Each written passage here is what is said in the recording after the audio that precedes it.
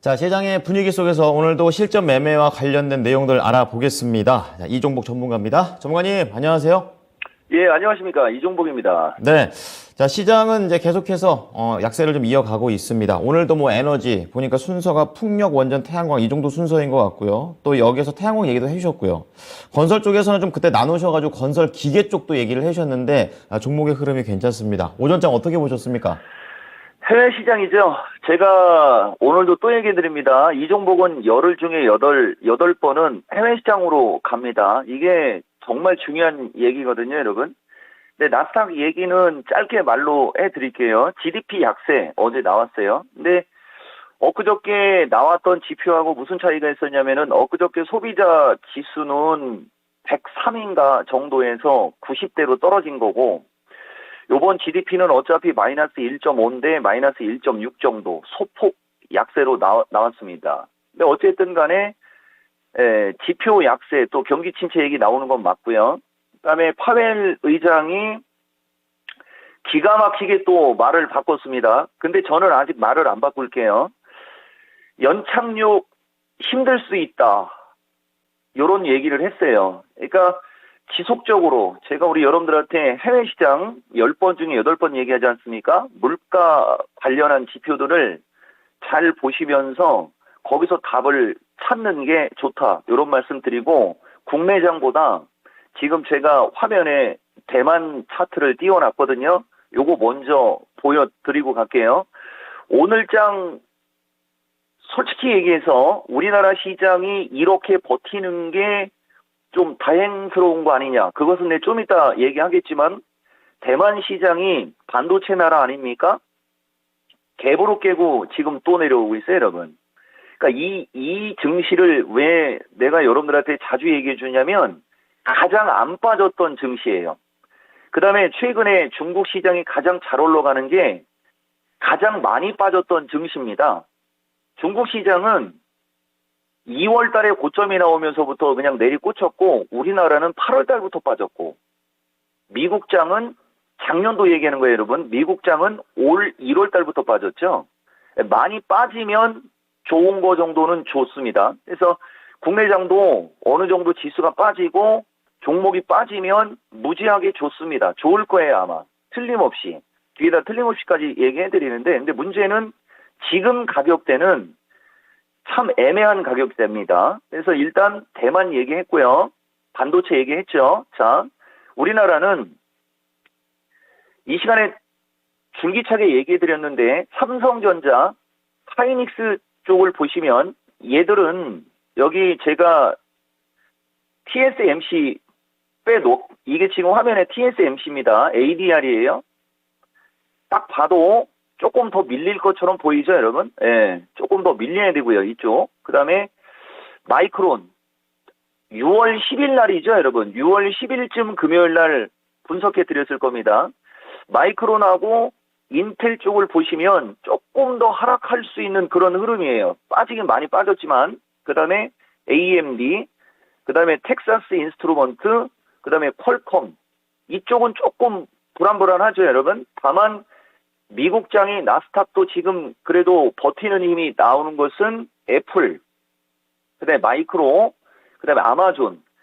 아마존은 조금 더 빠지겠네요. 애플하고 어쨌든 마이크로 소프트 같은 주식을 보면 조금 버티려고 하는 힘은 좀 있어요. 그러다 보니까 이제 나스닥도 어느 정도 버티고 그러는데 반도체가 워낙 약하고 그다음에 TSMC 쪽도 약하고 그러다 보니까 삼성전자 하이닉스가 힘을 못 쓰는 상태에서 오늘장은 또 삼성 SDI하고 LG 에너지 쪽 또 악재가 나왔지 않습니까? 지금 화면에 보이는 게 시가총액 1등부터 순서입니다. 우리나라 시장 보시면은 삼성전자 필두로 시가총액 1등부터 지금 5등, 6등까지가 다 약하죠. 이러니 지수가 움직이거나 지수가 세게 갈 명분이 떨어지는 겁니다. 그리고 이제 또 진행자가 코멘트 했듯이 오늘장도 결국은 OCI에서부터 에너지 관련주 양호한 거고요. 지금. 그리고 현대건설기계. 제가 수정까지 해드렸습니다, 여러분. 잘 가지 않습니까? 근데 이것도 이제 거래가 더 터지면 47,500원 뚫고 가는 거고, 그렇지 않으면 이제 47,500원부터 조금 활력이 둔화될 수도 있는데 거래 터지면 5만 원 보는 겁니다. 그래서 오늘장 특징에서는 조선주와 에너지 강세로 제가 이제 아까 반도체나 이쪽을 보여드린 이유를 말씀드릴게요.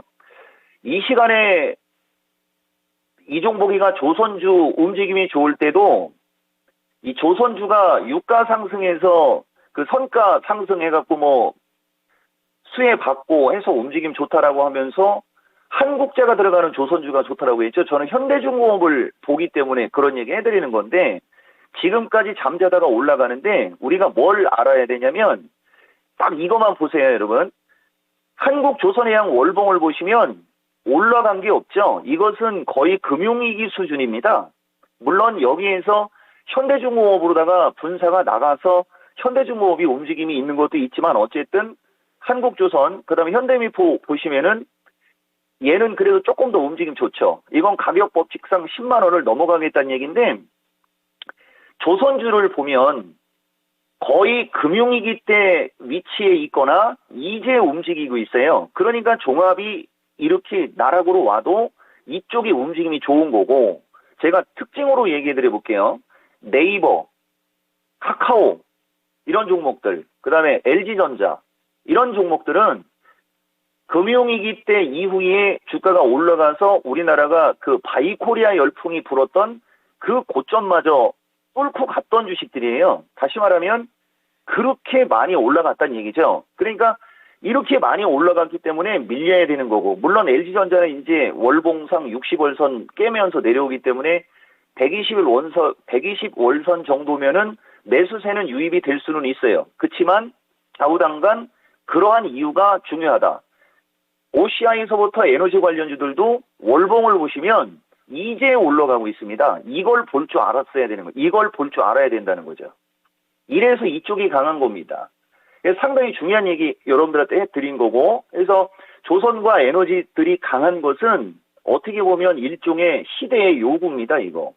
그러니까 이런 정도로 얘기해드리는 거고 현대차는 좀 이따 한번 볼게요. 그리고 오늘 전기차 약한 것도 전기차 관련주들이 2차전지 전기차 얘기하는 겁니다. 너무 많이 올랐죠, 여러분? 그러다 보니까 약한 거예요. 그래서 지금 주식시장에서 수익을 원한다. 그러면 과거에 내가 주도주다. 이런 역할을 했던 섹터 중에서 부지가 있는 애들이 지금 삼성전자, 하이닉스, 전기전자 등이 글로벌 시장 약세에 기인해서 가치 조정을 받고 있는 상황에 틈새로 수익을 준다. 이렇게 여러분들이 보는 게 지금 시장의 특징을 가장 요약해서 말씀드린 겁니다. 네. 자, 전체적인 그 큰 흐름 속에서 틈새 수익에 대한 그런 내용들, 거기에서 연결되어 있는 조선과 에너지까지 말씀을 해 주셨습니다. 자, 그렇다면 오늘장 투자 전략, 수익을 위해서 어떤 것을 준비하는 게 좋을까요? 310이 돌파라고 해드렸는데, 그죠? 이게 310이 돌파는 결국 후장에 삼성전자, 하이닉스, 삼성 SDI 이쪽이 좀 낙폭을 줄여야 되겠죠? 근데 310이 돌파 안착을 제가 강조하는 것은 이 시간에 계속 얘기해드리지 않습니까? 심리적인 어떤 요인이에요. 그러니까 아마 안착하긴 쉽지 않겠지만 어쨌든 지수가 후장으로 가면서 좀 꼬리를 달아주는 어떤 그런 흐름이 나오는 게 어쨌든 간에 종목들에도 좋고요. 요 얘기 정도 짧게 해드리고 제가 여러분들한테 지금도 수익 위주로 얘기해드리는 게 아까 얘기해드린 거에 답이 있습니다. 과거에 그러니까 우리가 이게 코로나서부터 문제가 생긴 거고 코로나라는 것은 예상치 못했던 질병이 튀어나와가지고 거의 지금 3년째 시장을 짓누르고 있지 않습니까? 우리 생활도 마찬가지고 그거에 덕을 봤던 주식들이 뭐죠 여러분? 긴축에서 이제 피해를 본다라고 보시면 돼요. 그리고 거기에서 피해를 봤던 업종들이 이제 나도 주식이니까 그지? 올라가겠다. 이런 식으로 여러분들이 꼭 생각을 해야 자유롭습니다. 그래서 지수가 흔들리거나 지수가 조정을 받는 것은 당연한 거고 더 빠지면 더 좋죠. 더 빠지면 더 좋습니다. 그렇게 생각을 한 상태에서 공략을 하는 거죠. 수급양호 섹터 단기 관심 지속이라고 했는데 저는 말이 중요합니다. 지속이라는 말은 계속 관심을 가졌다는 얘기죠.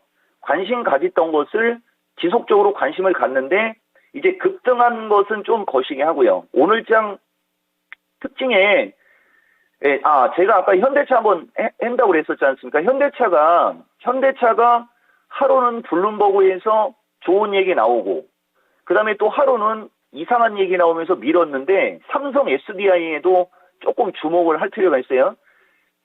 지난번에는 반대로 얘기했었죠. 삼성 SDI 때문에 현대차가 밀릴 수 있다라고 했는데 반대로 이제 현대차 때문에 삼성 SDI를 보는 이런 거. 이 종목은 차티스트고 그 흐름을 중시 여기기 때문에 그렇습니다.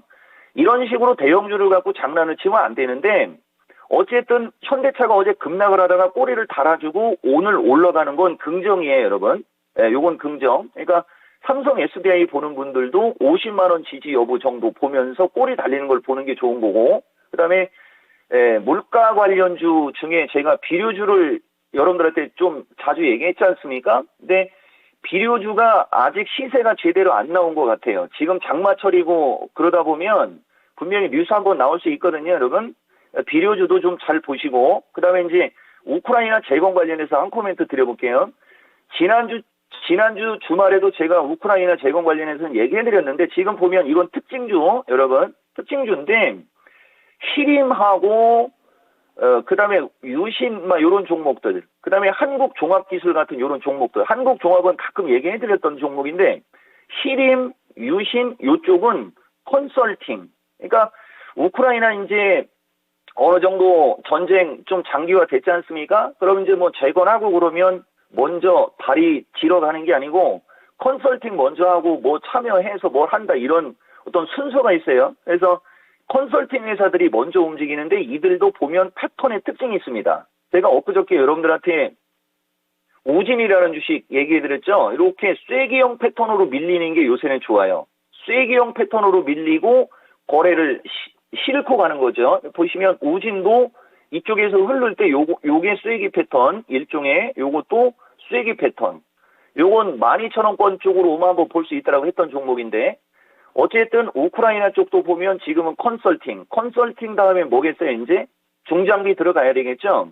중장비 관련주들 중에 아직 덜 올라간 주식. 근데 너무 소형주가 많습니다. 그 다음에 에너지 관련주도 제가 여러분들한테 뭐 OCI하고 뭐 한화솔루션 뭐 이런 거 얘기를 해드리지만 조금 더 가벼운 주식들도 찾으면 많고요. 그래서 차트가 양호한 그 섹터의 차트가 양호한 그런 쪽의 종목을 좀 보세요, 여러분. 그리고 물가 관련주의 비료주가 제가 봤을 때는 순환매가 안 나왔으니까 그쪽 순환매 좀 보시고요.